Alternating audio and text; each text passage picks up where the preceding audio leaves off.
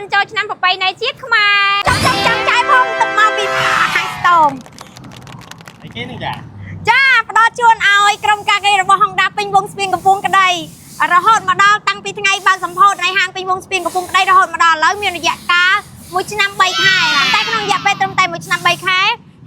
ហាងរបស់យើងខ្ញុំបានទទួលនៅការគ្រប់គ្រងពីអតិថិជនយ៉ាងច្រើនមិនថាអតិថិជនលុយសុទ្ធនិងអតិថិជនបង់រំលោភផងដែរ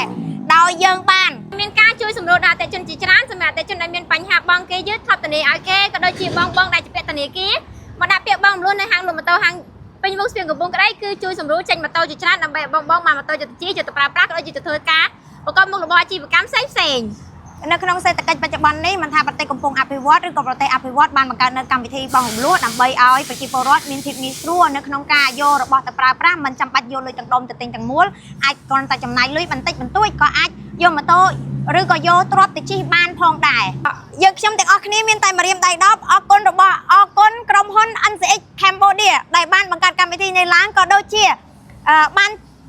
ទទួលស្គាល់នៅភាពប្រឹងប្រែងរបស់ក្រុមការងាររបស់យើងខ្ញុំនៅក្នុងការជួយអតិថិជនដាក់ពាក្យបង់រំលោះបានច្រើនក៏ដូចជាអរគុណនៅដៃគូសហការផ្នែកបង់រំលោះមែនតែនដែលបានជួយសម្រួលអតិថិជនចាត់ទុកហាង Honda ពេញវងស្ពានកំពង់ក្ដីគឺជាហាងដែលមានអតិថិជនល្អជាច្រើនដោយ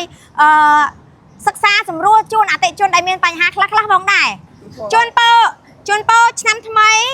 សិរីសួស្ដីជ័យមង្គលកើតមានក្រុមគ្រួសារអ៊ំពូមីងទាំងអស់គ្នាក៏ដូចជាអតិថិជនដែលបានមកគ្រប់គ្រងឬក៏មិនទាន់មកទិញម៉ូតូនៅ Honda ពេញវងយើងខ្ញុំនៅតែអរគុណម្រាមដៃ10មែនតែនហើយសូមអ៊ំពូមីងទាំងអស់គ្នាបើកបរពាក់មួកសុវត្ថិភាពដាក់ចង្ការក៏ដូចជាបើកបរមានសុវត្ថិភាពទៅដំណើរជិតឆ្ងាយដើរលេងមានសេចក្តីសុខសុវត្ថិភាពរលួយបានច្រើន